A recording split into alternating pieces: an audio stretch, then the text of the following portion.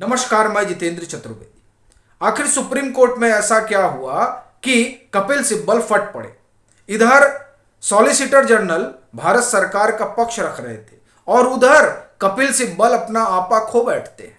तो हुआ क्या, एक तो यह सवाल है। दूसरा ये कि महबूबा मुफ्ती क्यों आग बबूला हो गई है। और एक सवाल इस बात से भी जुड़ा हुआ है कि क्या ये संविधान पीठ से जिस तरह के संकेत मिल रहे हैं वो संकेत कहीं इस ओर तो इशारा नहीं कर रहे हैं कि 370 वाले मामले में बात जो है वो भारत सरकार के पक्ष में जा सकती है। देखिए, ये जो सवाल उठा है उस सवाल के उठने का सीधा कारण उन लोगों का फट पड़ना है जो 370 हटाए जाने के खिलाफ खड़े हुए। वो जिस तरह से व्यवहार कर रहे हैं वो व्यवहार ही ये बता रहा है कि संकेत उनके पक्ष में नहीं दिखता है। और बात मैं महबूबा मुफ्ती से शुरू करूंगा, फिर संविधान पीठ में जो 13वें दिन बहस हुई उस पर आऊंगा और उसी से कपिल सिब्बल वाला भी मसला जुड़ा हुआ है। लेकिन पहले महबूबा मुफ्ती ने जो कहा वो बताता है कि उनकी अकुलाहट को देखिए। महबूबा मुफ्ती हो या फारूक अब्दुल्ला हो, इनकी राजनीति की धुरी जो है वो 370 ही है और 370 हटाए जाने के खिलाफ ही जम्मू कश्मीर के तमाम दल इकट्ठा हुए और गुपकार गठजोड़ बना और उस गठजोड़ का एक ही अभियान है कि 370 की वापसी हो। और इसी आशा में कई लोगों ने दरवाजा खटखटाया सुप्रीम कोर्ट का। संविधान पीठ भी बैठी 370 के हटाए जाने की जो संवैधानिकता है उसकी जांच पड़ताल के लिए। लेकिन इस जांच पड़ताल के दरमियान जो संकेत मिले उन संकेतों ने महबूबा मुफ्ती सरीखे राजनेताओं को परेशान कर दिया है, क्योंकि ये जो संकेत है वो साफ बताता है कि 370 पर अगर कुठाराघात हुआ तो इनकी राजनीतिक जमीन खिसक जाएगी। इसीलिए वो ये कहती हैं कि नहीं नहीं, ये सब मसला है ही नहीं है कि वहां पूर्ण राज्य बनाएंगे नहीं बनाएंगे। मसला ये है कि 370 का क्या होगा।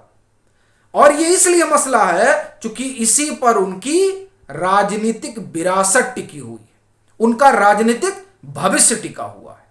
और ये संकेत ही है कि 13वें दिन जब सॉलिसिटर जनरल बताना शुरू करते हैं तब कपिल सिब्बल फट पड़ते हैं। और ये क्यों कहा जा रहा है कि नरेंद्र मोदी सरकार के पक्ष में बातें जा सकती हैं, उसका मैं आपको कारण बताऊंगा।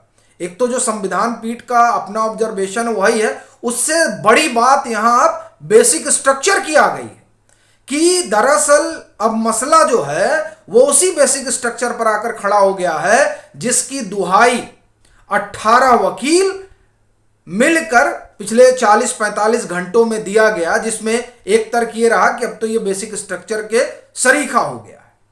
तो दरअसल वहां तो वो सेटिस्फाइड नहीं कर पाए कि 370 बेसिक स्ट्रक्चर के सरीखे खड़ा हो गया है। लेकिन जो सॉलिसिटर जनरल ने 2-3 बातें रखी थी वो दरअसल सीधे सीधे बेसिक स्ट्रक्चर पर एक तरह से हमला ही है। वो क्या है, कैसे है, उस पर हम आएंगे। लेकिन पहले 13वें दिन जो सॉलिसिटर जनरल ने रखा और उसके बाद जिस तरह की प्रतिक्रिया कपिल सिब्बल की रही उसे सुनना बड़ा जरूरी है। सुप्रीम कोर्ट सरकार जम्मू कश्मीर को राज्य का दर्जा कब बहाल करेगी? सॉलिसिटर जनरल तुषार मेहता, जम्मू कश्मीर में चुनाव पंचायत और नगर निगम चुनाव के बाद होंगे। हालांकि केंद्रीय चुनाव आयोग और राज्य चुनाव आयोग यह तय करेंगे कि कौन सा इलेक्शन पहले हो।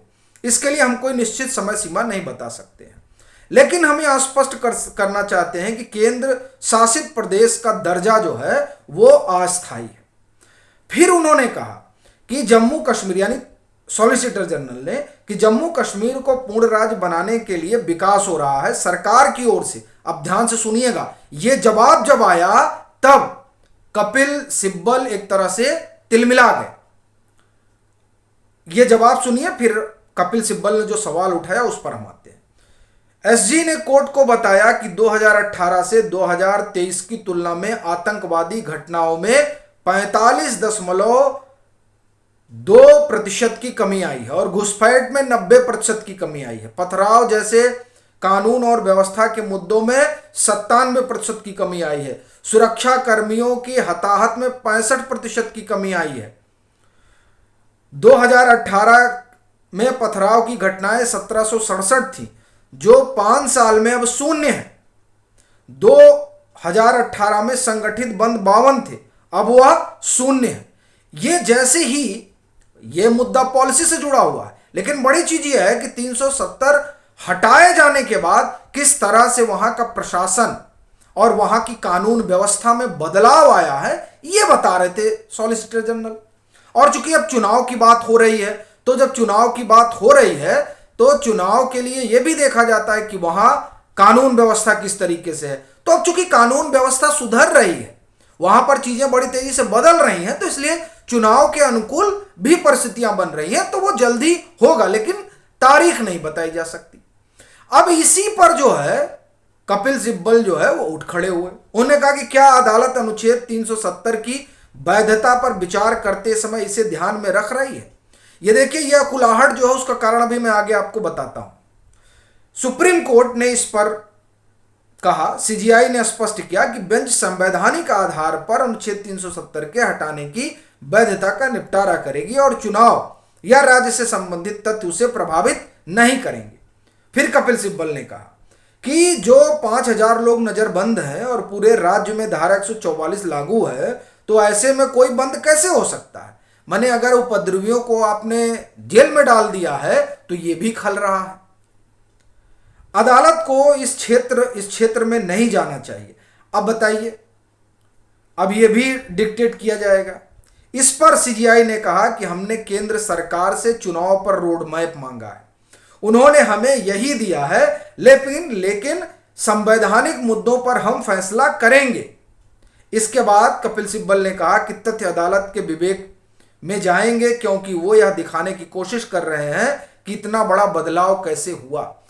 अब देखिए, सीजीआई ने सीधे कहा कि भाई जब इलेक्शन के लिए आप समय सीमा मांगी जाएगी तब कानून व्यवस्था बताई जाएगी, जैसे हमने आपको शुरू में बताया।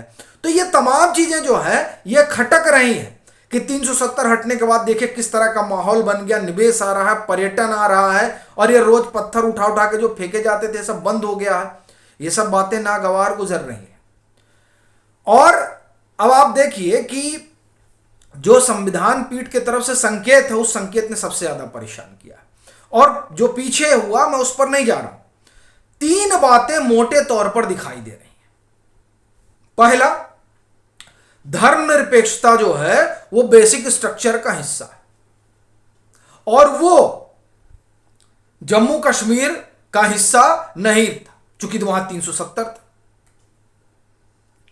फिर 35A के कारण शेष भारत के जो निवासी हैं उनके मौलिक अधिकारों पर अंकुश लग रहा था। अब देखिए, मौलिक अधिकार भी बेसिक स्ट्रक्चर का हिस्सा है। तो अब ऐसा कोई कानून जो बेसिक स्ट्रक्चर पर प्रतिबंध लगा देता हो, यानी जिससे बेसिक स्ट्रक्चर पर ही हमला हो जाता हो, देखिए वो कानून तो ठहर पाएगा, ये थोड़ा मुश्किल जान पड़ता है।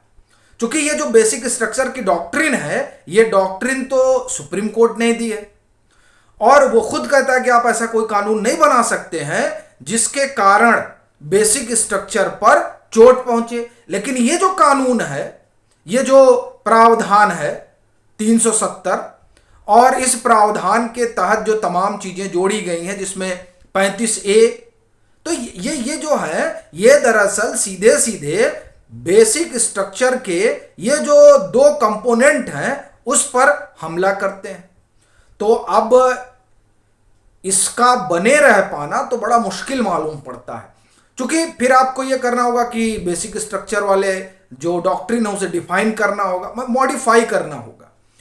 अब ये संभवतः नहीं, ठीक बात है, 13 जजों की बेंच बैठी थी, तो उससे बड़ी बेंच बैठे तब तो इस तरह का मॉडिफिकेशन हो सकता है।